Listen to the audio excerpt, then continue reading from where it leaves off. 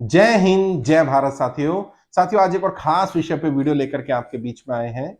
जैसा कि आपने टाइटल देख लिया होगा, इस वीडियो में बात करने वाला हूं कि जनता से चुनाव लड़ने के लिए पैसा कैसे मांगा जाए। एक साथी ने सवाल किया कि सर, आपने कहा था बिना पैसे के भी चुनाव लड़ा जा सकता है, जनता आप पर दाव खेल सकती है, आपको पैसा दे सकती है, तो आखिर पैसा मांगे कैसे, खासकर से चुनाव के लिए कैसे पैसा मांगा जाए। साथियों सबसे पहली चीज तो वैसे तो ये ट्रेनिंग का पार्ट होता है, मैं ट्रेनिंग में सिखाता हूं, लेकिन चलिए कोई बात नहीं, आपने सवाल किया है तो मैं ट्रेनिंग की कुछ बातें आपको सिखा देता हूं, बता देता हूं। वैसे बेहतर ये रहेगा जब भी आपको चुनाव लड़ना हो और आप सीरियस हो कि मुझे जनता से पैसा इकट्ठा करना है, तो आप फंड रेजिंग की ट्रेनिंग ले लो। क्योंकि उसके क्या एक पैटर्न है, 4-5 घंटे का ट्रेनिंग प्रोग्राम है, पूरा ऑनलाइन भी मिल जाएगा। मेरी वेबसाइट है www.iplindia.org, वहां भी ले सकते हैं। यूट्यूब के माध्यम से भी वो ट्रेनिंग मिल जाएगी। आप देखिए सबसे साथ ज्वाइन बटन है ब्लू कलर का, वहां क्लिक करेंगे, अलग अलग ऑप्शन आ जाएंगी, वहां पर फंड रेजिंग ट्रेनिंग भी है। बेहतर तो रहेगा वो ट्रेनिंग ले लो, लेकिन फिर भी 2-3 चीजें बता देता हूं ताकि आपको आसानी हो। ट्रेनिंग में भी ये चीजें सिखाऊंगा विस्तार से, अभी ब्रीफ में बता देता हूं। सबसे पहली चीज तो आपको पैसा क्यों चाहिए भाई, पैसा खाओगे तो नहीं, क्यों चाहिए पैसा भाई, चुनाव लड़ना है, सामान चाहिए। तो बेहतर ये नहीं रहेगा कि आपको जो जो संसाधन चाहिए उन संसाधनों की लिस्ट बना लो और वो संसाधन अरेंज करने की कोशिश करो। अब बहुत सारे लोग जो चुनाव लड़ने जा रहे हैं उन्हें यही नहीं पता संसाधन क्या क्या चाहिए। तो सबसे पहले यह पता करो कि चुनाव लड़ने में किन किन संसाधनों की जरूरत पड़ने वाली है। और हर स्तर के लिए, सांसद का चुनाव लड़ोगे अलग तरह के संसाधन चाहिए होंगे, विधायक का चुनाव लड़ोगे अलग तरह के संसाधन चाहिए होंगे। अगर निचले स्तर का चुनाव, त्रिस्तरीय पंचायती राज सिस्टम का चुनाव लड़ना है, पार्षद का चुनाव लड़ना है, तो अलग संसाधन होंगे, चेयरमैन का चुनाव अलग संसाधन होंगे। अगर आपको ग्राम प्रधान का चुनाव लड़ना है अलग संसाधन होंगे, बीडीसी मेंबर है, जिला पंचायत सदस्य है, या बाकी अलग अलग बॉडीज है उनके चुनाव है, हर जगह संसाधन अलग अलग होंगे। अब जब आपके पास लिस्ट आ गई, मैं मान के चल रहा हूं कि आपने लिस्ट बना ली, आपको पता है कि क्या क्या संसाधन चाहिए। अब देखो कि कौन सा व्यक्ति ऐसा है जिसके पास ये संसाधन है, या तो वो खुद दे दे या वो उपलब्ध कराने में मदद कर दे। अब उन लोगों को आइडेंटिफाई करना कि किन किन लोगों के पास क्या क्या प्रोबेबल संसाधन हो सकते हैं, और उन लोगों को आइडेंटिफाई करना आपका काम है, उनसे बात करना आपका काम नहीं है। केवल आइडेंटिफाई करिए। आइडेंटिफाई कैसे करना होता है, उसके अलग अलग पैरामीटर्स होते हैं, वो जैसे मैंने कहा मैं ट्रेनिंग में सिखा दूंगा आपको कि कैसे आइडेंटिफाई करोगे किस व्यक्ति का पोटेंशियल क्या है। पैसे के आधार पर केवल जज नहीं होता है, पैसा भी एक आधार हो सकता है, लेकिन बहुत सारे आधार हैं, वो जज करो। और वो जज करने के बाद ऐसे लोगों की लिस्ट तैयार करी जाएगी। और मैंने जैसा कहा, आपका काम केवल आइडेंटिफाई करना होगा। आइडेंटिफाई करने के बाद उनसे बात करने का काम आपका नहीं होगा। उसके लिए क्या करना पड़ेगा, उसके लिए टीम बनानी पड़ेगी जो फंड रेजिंग टीम होगी। उस फंड रेजिंग टीम को ट्रेन करना पड़ेगा, पिच कैसी होनी चाहिए, किस तरह से बात रखी जाए। क्योंकि जब मांगते ना, वो कहावत है, बिन मांगे मोती मिले, मांगे मिले ना भीख। यानी कई बार बिना मांगे भी बहुत कुछ मिल जाता है, और कई बार मांग कर भीख भी नहीं मिलती है। और अगर लोगों ने दे भी दिया, मांगने के बाद जो देंगे वो शायद बहुत कम होगा और उसका एहसान बहुत बड़ा होगा।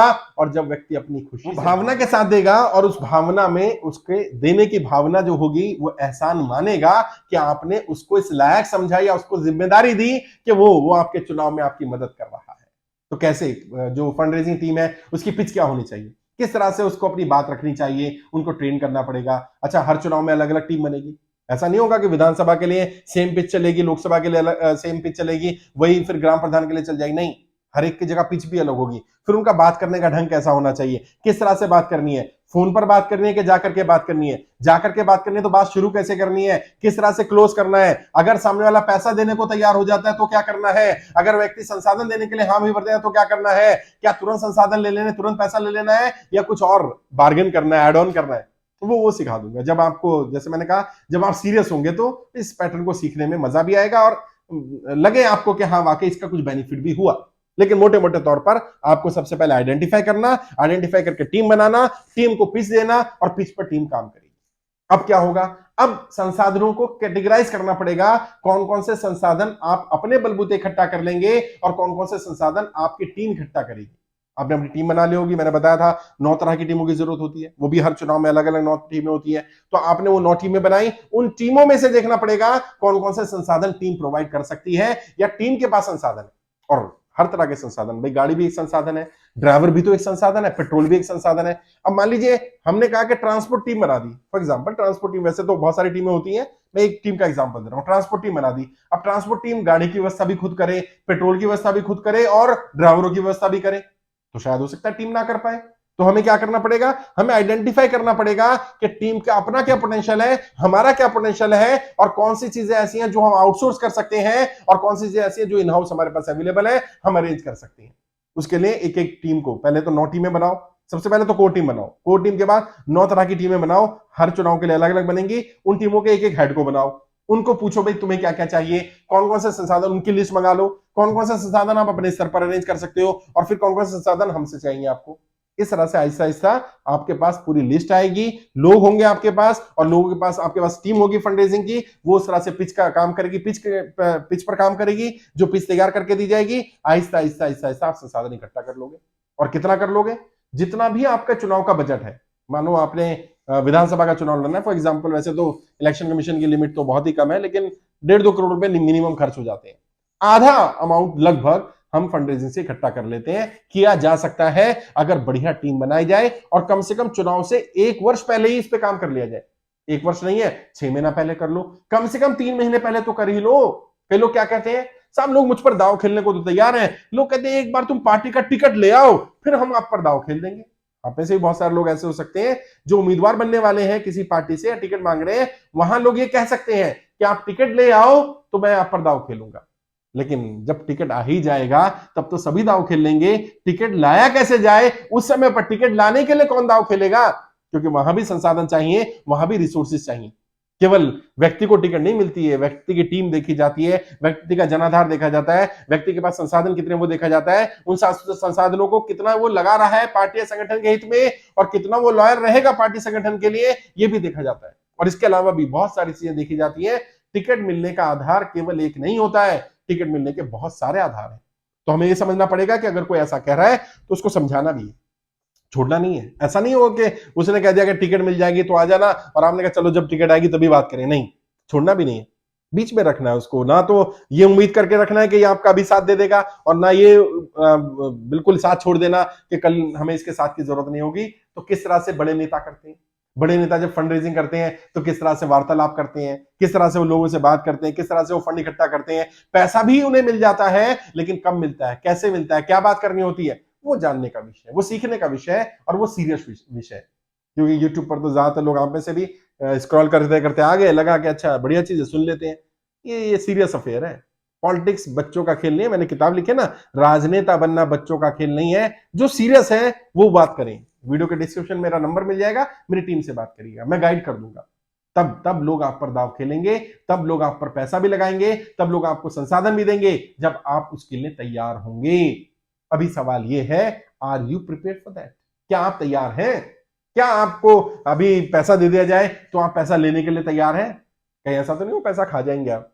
क्या ऐसा तो नहीं उन संसाधनों का उपयोग आप अपने बिजनेस, अपने व्यापार के लिए, अपने काम धंधे के लिए, अपनी फैमिली के लिए, अपने परिवार के लिए, अपने पर्सनल यूज के लिए कर लेंगे? करते हैं बहुत सारे लोग, मैं भी जानता हूं, आप भी जानते हैं। बहुत सारे लोग राजनीति के नाम पर ये काम करते हैं।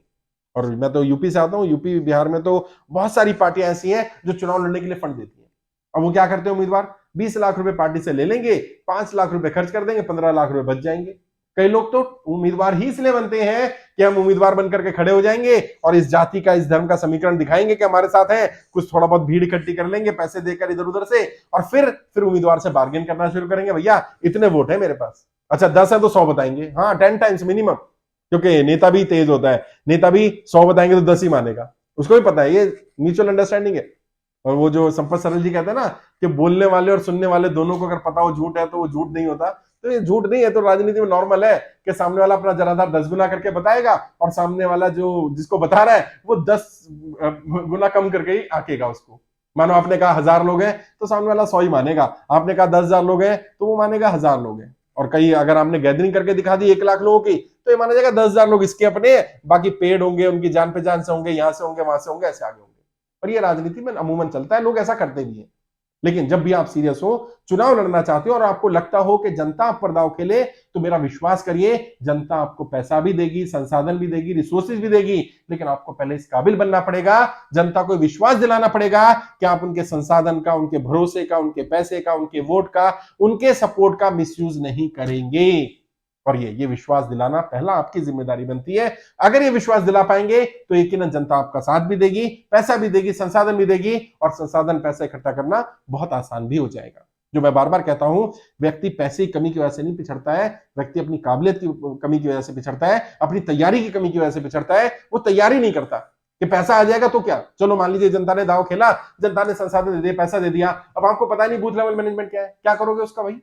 आपको पता नहीं है कि शैडो कैंपेनिंग क्या होती है, आपको पता नहीं मैन टू मैन मार्केटिंग क्या होती है, आपको पता नहीं है किस तरह की कैंपेन कमेटी बनाई जाती है, आपको पता नहीं छुपा प्रचार कैसे करना है, आपको पता नहीं लहर कैसे बनानी है। क्या फायदा इस पैसे का, क्या फायदा इन संसाधनों का? सारी चीजें होने के बाद भी बहुत सारे लोग चुनाव क्यों हार जाते हैं?